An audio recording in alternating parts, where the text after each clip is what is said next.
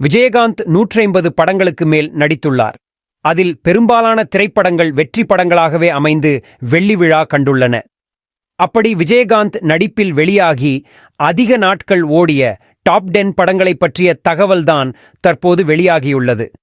விஜயகாந்த் நடிப்பில் வெளியாகி அதிக நாட்கள் ஓடிய திரைப்படங்களில் முதலிடத்தில் இருப்பது சின்ன கவுண்டர் திரைப்படம்தான்.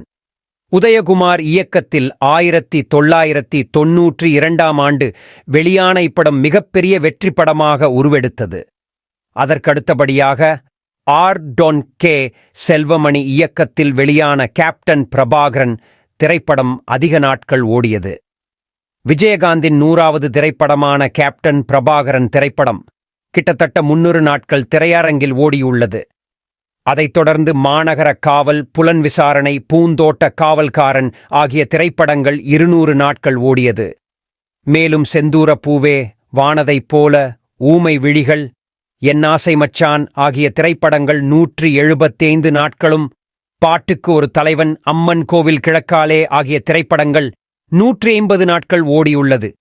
அதற்கு அடுத்தபடியாக வல்லரசு, சேதுபதி ஐபிஎஸ், ரமணா ஆகிய திரைப்படங்கள் 125 நாட்கள் ஓடி மிகப்பெரிய வெற்றியை பதிவு செய்தது.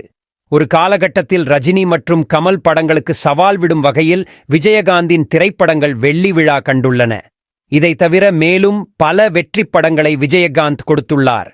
நடிகர், அரசியல் தலைவர், மாமனிதர் விஜயகாந்தின் பிரிவை ரசிகர்களால் கண்டிப்பாக ஏற்றுக்கொள்ள முடியாத ஒன்றாகவும், என்னதான் அவர் இன்று நம்முடன் இல்லை என்றாலும் அவர் செய்த உதவிகள் மற்றும் அவர் நடித்த படங்களின் மூலம் என்றும் நம் மனதில் நீங்கா இடம் பிடித்துள்ளார் கேப்டன் அவர்கள்.